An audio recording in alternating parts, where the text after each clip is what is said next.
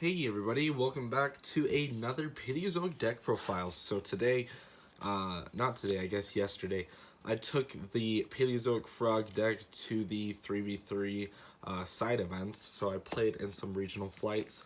My overall record was 4-2, and one of those was actually a bye. So my matchups were 2 Spiral, 1 Mystic Mine, 1 Guru, and 1 Salamangreat. I ended up losing to Salamangreats and a Spiral player. I 2-0'd one of the Spiral players, and then the next round he, well, not him, but a different Spiral player 2-0'd me. So, you know, it happens. Definitely something that's really kind of funny. But yeah, I did make top 4 in both the regional flights. If you don't know what regional flights are, they are top 16 players, and the first place player gets the invite, and I made top 4. So unfortunately I didn't get like second place or anything like that, but I still feel like the players that were playing there were very high caliber players. So it's definitely worth mentioning that it was pretty good. Definitely better than like a regional or anything like that. Anyways, we're starting off with 3 copies of Swap Frog, 3 copies of Dupe Frog, and 2 copies of the Ronin Totem. Just obvious, the 8 frogs. No reason to change that at all. Moving on, we have 3 copies of Paleo Canadia. I'm missing my 3rd super. I have no idea where it went, so we are playing with the common. 3 copies of Olenoides, as well as the 3 copies of Dynamistus. The 9 Paleos, and they are actually all pretty good this format, so I feel like they were all good to play. But yeah.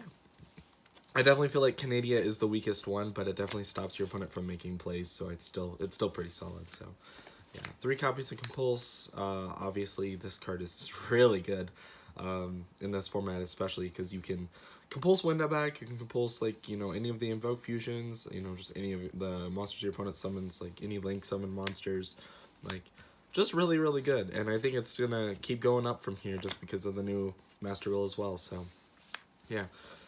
2 copies of Lost One, as well as 2 copies of Trap Trick. So these are the last trap trickable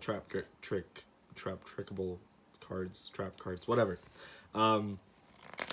Lost One I've been testing. I didn't draw it at all yesterday, but that's okay. What I've been testing it on Dueling Book, it's actually been pretty solid, so I like it, and I don't think I'd change it for now.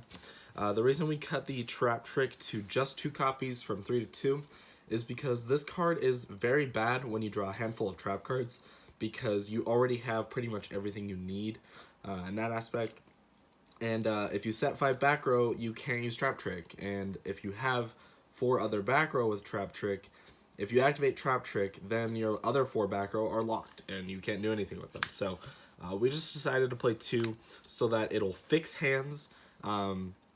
And it's pretty good like late game too, because like you get 2 Paleo summons off of 1 card, so it's really solid. But like, it's just opening hands are terrible with it, so you don't really want to see it in your opening hands like every game at least, or in like some specific hands as well. So that's why I cut it down to just 2 copies.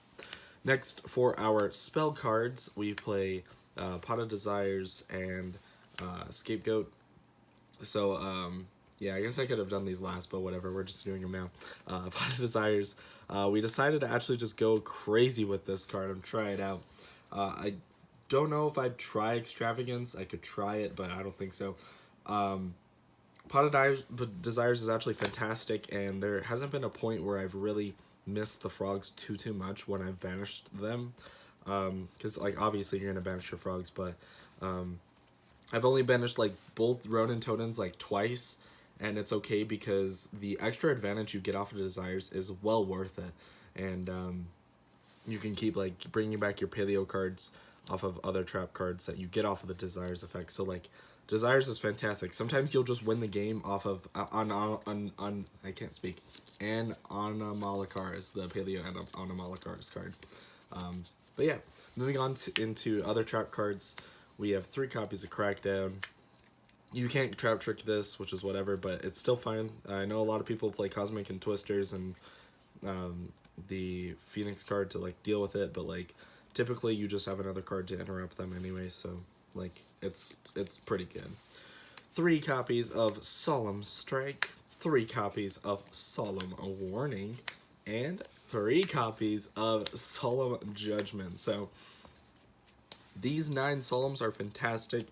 I think you want to keep the Solemn Judgments in game 1 just because some people are siding, or not siding, but maining these evenly matched and lightning storms. So like you need something to counter that, at least for game number 1, and it turned to be pretty good for it. So yeah, and so that's 40 cards right here. But I have 2 more cards that I main decked, 2 copies of evenly matched. So I played these. It never actually came up, but this is the same idea as the Altergeist thing that DZF actually mentions.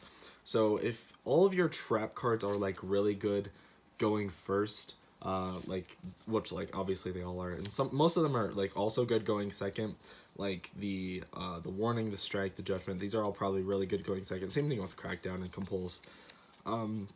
They're all really good going second as well as going first, but not a lot of these cards, like not a lot of the Paleo cards are actually good doing both outside of maybe Down a Meshes.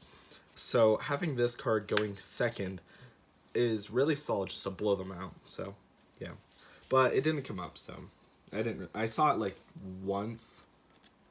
It was whatever. Like I think I lost the game anyways just because he had like multiple negates, but you know. For Xyz, we play 3 copies of Toad. I almost said 2. 1 Animal Colors and 1 Opabina. Excuse me. Animal Colors is the best Paleo that I play, obviously. It's so broken.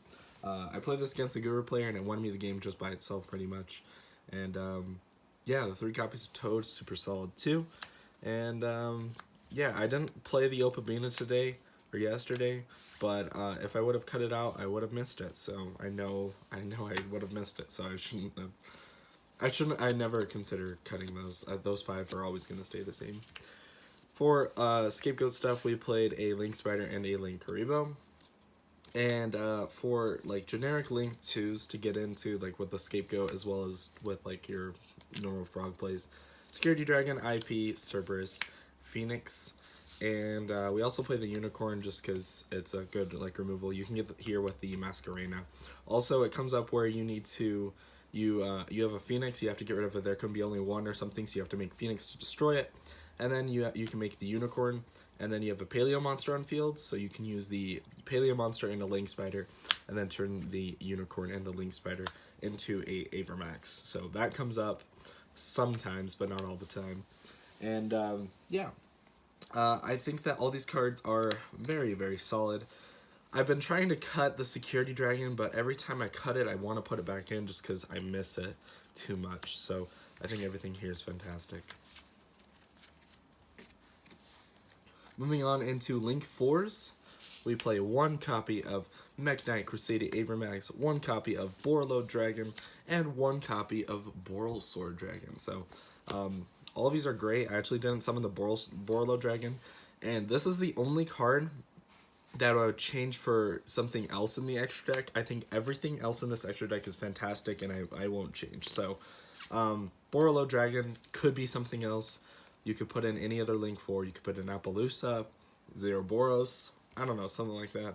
Just try it out if you want to cut something. So, yeah. Moving on into the side deck, we're going to start with probably the worst card.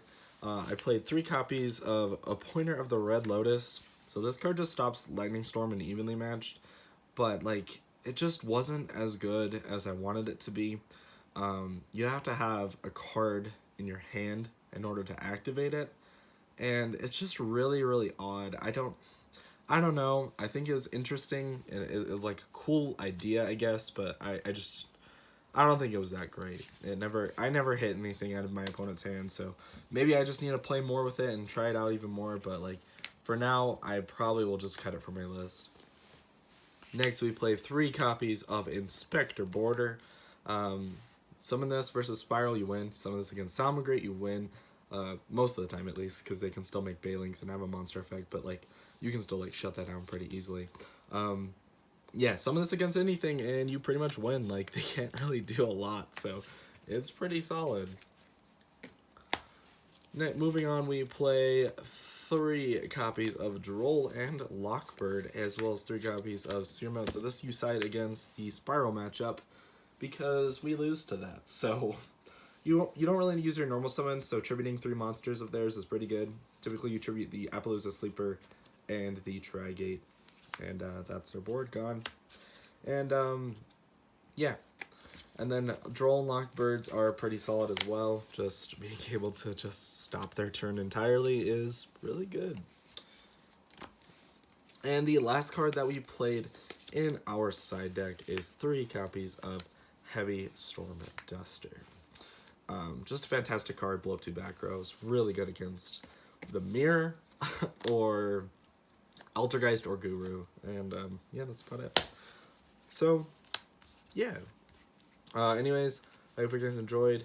Like I said, I won against Guru, I won against Mystic Mine, I went against a Spiral, and I lost to a Spiral, and I lost to a Salmon Great. So, yeah. Those are my matchups, and I hope you guys enjoyed this deck profile. Leave any suggestions in the comment section below, and I will see you guys next time.